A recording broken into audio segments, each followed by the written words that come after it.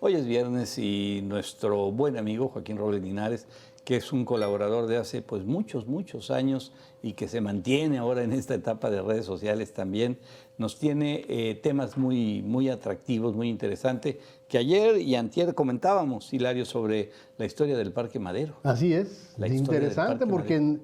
muchos lo ven de ahora en la actualidad, pero viene desde el siglo pasado está el Parque Madero. Fíjate qué interesante. Joaquín Robles Linares, Joaquín, muy buenas noches y gracias por acompañarnos. Y estás en la biblioteca, bien a gusto. Así es. Como debe de ser. Es tu lugar, Así es. es tu lugar consentido, ¿no, Joaquín? ¿Cómo no? Claro, sí. Imagínate, arropado por todo esto, pues es una maravilla, ¿no? Es una maravilla. Es una gran biblioteca que, pues, me comentabas la otra vez que, pues, viene de allá de tus padres y tú fuiste Sí. quien pues, se quedó ahí con ella y obviamente, pues, ha ido creciendo esta biblioteca, ¿eh? Así es, así es. Un día, Sí, es un día nos haces un reportajito de ella, Joaquín. ¿Cómo Porque no? debe Con ser mucho muy gusto. interesante, de algunos Sí, libros claro. sumamente valiosos para ti y para todo el mundo, ¿no? Que debes de tener ahí. Sí, claro, claro. Todas las bibliotecas tienen algo que contar y además son parte de la historia de las familias y como bien sabes o bien dices, hay libros que vale la pena poseer, rescatar, atesorar. Y bueno, esta pues, no es una biblioteca Y heredar, Joaquín. Así es, así es. Sí, pero algo muy importante que sucede con las bibliotecas, los archivos, lo peor que puede pasar es desmembrarlas, Ok, desbaratarlas. O sea, que uno se lleve una colección y que otro se lleve otros ok. libros. No, entonces pierde toda, se Es. desfigura. El chiste es que las bibliotecas se conserven unidas, porque es como funcionan y como deben estar. Los libros son amigos y tienen que estar entre ellos. Tú la recibiste así y completa también, así. Sí, y me comprometí a conservarla, Ok. así, porque ese es el objetivo, que permanezca Era unida. el compromiso, claro. Joaquín, pues Así es. platícanos, Parque Madero, que cómo Híjole, ha tenido varias etapas, ¿no? Varios nombres. fíjate que ha tenido varios nombres y ahorita decía Hilario que efectivamente desde el siglo pasado se llama Parque Madero. Sin embargo, la historia del lugar es todavía más antigua. Mira, cuando Sonora era o estaba administrada por una figura política muy interesante que traen los Borbones a la Nueva España, que eran las intendencias, existía la intendencia de Arizpe y entonces llega a manejar la intendencia de Arizpe un personaje muy interesante de Barcelona que se llamó Pedro Corbalán. Este señor Corbalán era un hombre muy industrioso, con muchas habilidades y con una visión modernista, y entonces llega al Pitic, como se le conocía en aquella época, y entonces empieza a desarrollar obras de infraestructura hidráulica, acequias, canales, en fin, cosas pequeñas y menores. Estamos hablando de 1780, para que se den una idea. Y entonces localiza un lugar, aquí en el Pitic, donde decide hacer una alameda, así se le llamó en la época, y entonces siembran en ese lugar por las condiciones que había ahí de agua, de tierra, lugar, lejos, más o menos lejos de lo que era Hermosillo, bueno, el Pitic en esa época, y entonces siembran fresnos, datileras, álamos, y hacen un lugar muy bonito. Estamos hablando de 1780. Para 1820, ya que Hermosillo empieza a crecer, se hace un lugar muy importante, cercano a la ciudad, de recreo. Y para que se den una idea, a mediados del siglo XIX, en 1850 más o menos, los filibusteros franceses, Rousset de Bourbon, ahí se aposentaron y desde ahí bombardearon la ciudad para tomar Hermosillo. ¿A ¿Por poco? qué? Eso no me Porque lo sabía. esa era un lugar estratégico, llegaron, ahí se aposentaron, controlaron todo lo que era la Alameda, que es hoy una parte del Parque Madero, porque era muchísimo más grande de lo que vemos hoy. Y desde ahí se aposentaron, bombardearon Hermosillo y así toman y controlan la capital. Bueno, ese parque durante muchos años se convirtió pues en un objeto de inversión. Y entonces las autoridades a finales del siglo, con la llegada del tren, sucede un fenómeno muy interesante. A Hermosillo ya llega el béisbol. Y en una parte de la Alameda, en lo que está, donde está ahora el parque infantil para ese rumbo, hacen el primer parque de béisbol oficial. Órale. Ahí. Lo que será después, ¿De qué año estamos hablando, Joaquín? 1890. Ok. 1890, hacen el parque, hacen con toda la primera, el home, las bases, todo. Ya para entonces se jugaba el béisbol aquí en Hermosillo, había una afición muy entusiasta, venían equipos de Arizona, de California, sí, en fin, había mucho dinamismo. Y después, en ese mismo lugar, se construirá con el tiempo el Parque Fernando M. Ortiz. Ahí está, ¿no? El famoso, me tocó ir. A mí también me tocó ir, lo Y me conocí tocó de niño. verlos 2 veces con ron por arriba de las candilejas de Héctor Espino, por arriba de las candilejas me tocó. Así es. Bueno, ese parque, en función de las remodelaciones que se le hizo en la época a finales del Porfiriato, y en honor a un gran personaje político, se le pone Parque Ramón Corral, por la inversión que había hecho el Estado, por las gestiones que había hecho este personaje, también por la ascendencia política que tenía en la entidad y en la República. Ahí está como era el parque con esas entradas tan monumentales, y le ponen el Parque Ramón Corral.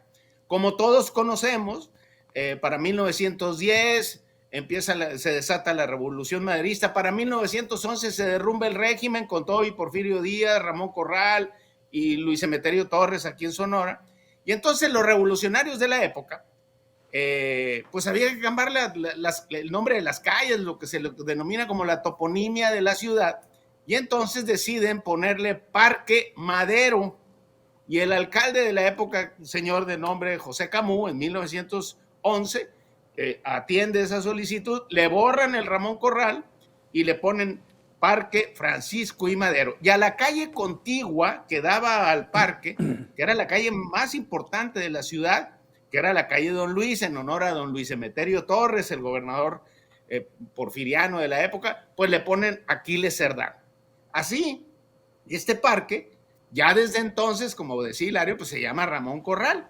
Sin embargo, pues sus antecedentes son todavía más antiguos. Bueno, este parque empieza a crecer, sufre muchas mejoras, es el lugar idóneo. Ahí está la Capilla del Carmen, construida por un personaje civil, un hombre muy industrioso, Pascual Íñigo, dueño de una fábrica de ropa, la fábrica de Los Ángeles, aquí en San Miguel de Orcasitas. Bueno, este parque fue una capilla que le hizo a su esposa, ¿verdad? A su esposa, se la hizo a su esposa, efectivamente, una capilla, además con una arquitectura muy, muy interesante, con un rosetón gótico ahí, tiene una mezcla de estilos muy, muy curioso. Bueno, este parque fue convirtiéndose en el lugar predilecto de la ciudad, fue creciendo. Hay que recordar que era mucho más grande de lo que vemos hoy. Claro. Bueno, para los años 30. El lago.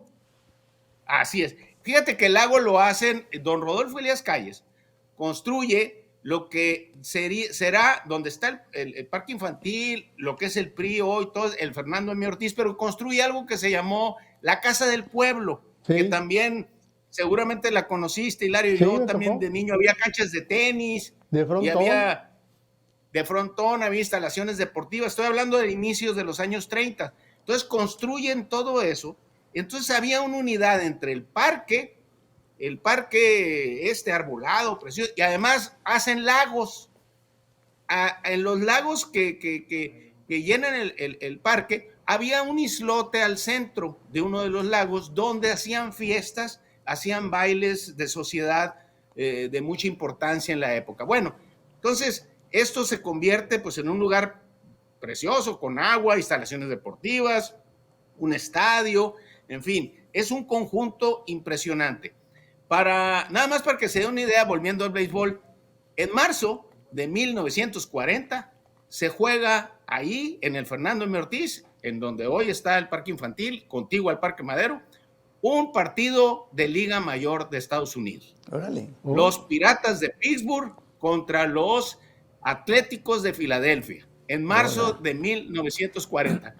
Ustedes que son comunicadores, les va a interesar este dato, porque es el primer partido que se transmite por radio aquí en Hermosillo, por la XEBH, y se transmite en español y en inglés. El partido fue un exitazo, todo gracias a a este personaje tan interesante, Fernando M. Ortiz, originario de La Colorada, que era un promotor del béisbol, así súper entusiasta, trae este partido. Es todo un acontecimiento, no nomás en la ciudad, No, en a nivel México. mundial.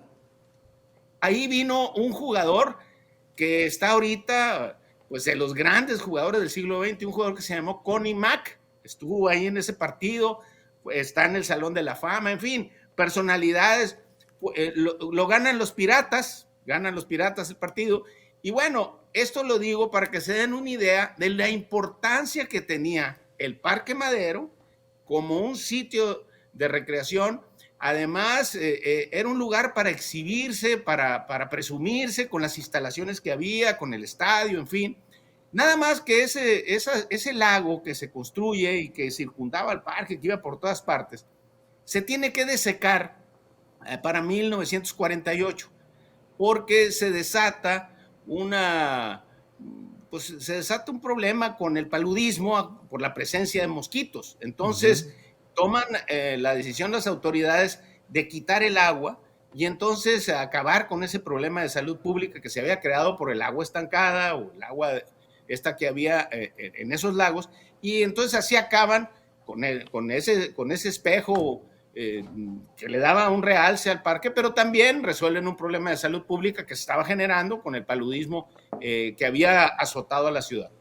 Para entonces ya el parque estaba un poco ya más acotado, ya no era tan grande, se había reducido. Sin embargo, existía el Fernando M. Ortiz, la Casa del Pueblo, todo lo que ustedes conocieron. Se siguen haciendo los partidos ahí de la Liga entonces de la Costa, los Sonora Sinaloa, en fin, la Liga Mexicana del Pacífico. Y con el paso de los años, bien decía ahorita Hilario que las candilejas se las volaban. Bueno, en los años 60 le ponen unas candilejas nuevas al estadio, que era el parque más iluminado de la República. Pero aún así, para los años 70, el 72, en el gobierno de Faustino Félix Serna, deciden acabar con el parque, con el estadio, derrumban el estadio, el Fernando M. Ortiz, la Casa del Pueblo, y entonces el Parque Madero ya queda prácticamente acotado a lo que hoy es.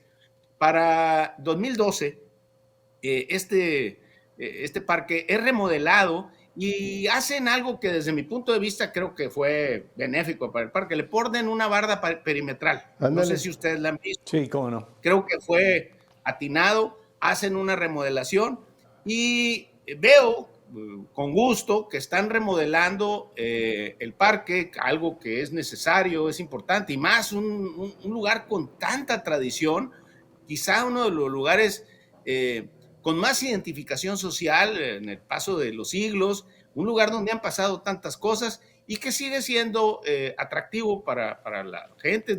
Yo he tenido la oportunidad de ir recientemente y además creo que lo merece. El parque requiere también una arborización nueva, en fin, creo que es algo que es importante y así la historia del parque pues continúa. Es un lugar muy bonito. Se destruyó una fuente que existía desde hace muchos años, una fuente que cambiaba de colores, pero pusieron otra que no desmerece en nada la calidad y distracción del parque, que es extraordinario. Entonces, este parque, el Parque Madero, tiene una profunda historia en Hermosillo y además también, no nomás en el aspecto recreativo, sino en los deportes. Y en este caso está unido al béisbol. Eso es. Oye, en la cerca, o lo que decías, fue cuando era Javier Gándara, si mal no recuerdo, alcalde. Así es. Y se hizo, si no mal recuerdo tampoco, Joaquín, porque sí fue un crecimiento exponencial de indigentes. Así es. Que pues ya iban y ahí dormían y prácticamente ahí... Sus necesidades. Entonces la gente dejó de ir al parque pues porque ya no era de los hermosillenses, sino de un grupo de indigentes. Entonces lo cerraron y con eso, pues hasta eso se resolvió el problema, afortunadamente. Fíjate que sí, creo que fue una medida atinada.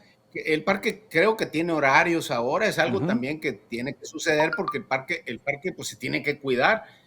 Desafortunadamente eso ha sucedido en la ciudad. Todos hemos tenido ese tipo de conflictos con personas y en fin, o sea, es algo que desafortunadamente sucede y una manera de resolverlo pues es protegiendo el parque. Creo que en este caso fue un asunto que se hizo y se hizo bien.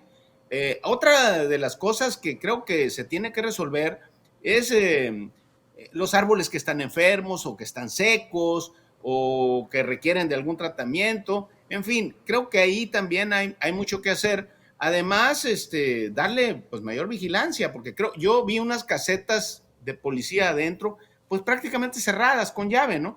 Tengo entendido que hay un patronato que está también a cargo del parque y creo que es una figura interesante porque son gente que se dedica a cuidarlo y a tener una atención permanente en un lugar tan importante y tan simbólico para Hermosillo. Ya para cerrar, ¿cómo va a quedar por fin la estatua de Jesús García? Porque otra vez está Lina queriendo quiere parar los trabajos de rehabilitación porque no le bajan su estatua de allá del cerro. Creo, hasta donde yo sé, la información que tengo es a nivel prensa. Tengo entendido que no tienen todavía la anuencia de Lina y además, pues la estatua estaban en rehabilitación o en restauración con el escultor Marlon Valderrama. No sé, eso sería interesante preguntarle al presidente municipal qué va a pasar con eso, porque también hay un detalle importante que ojalá el presidente municipal haya tomado en cuenta, tener cuidado y restaurar la obra de Fermín Revueltas y Ignacio Azúnzulu, que está ahí en el parque y que viene de los años de 1932 y que vale la pena también darle su lugar a ese espacio tan importante e iluminarlo y protegerlo. Eso es. ¿Qué esa figura, qué es ese monumento, qué es, Joaquín? La gente le dice el Terrón de Azúcar. Okay. Es exactamente en donde está la Avenida Cerdán. Frente a la Avenida Cerdán, vas a pararte ahí y vas a ver un cuadrado.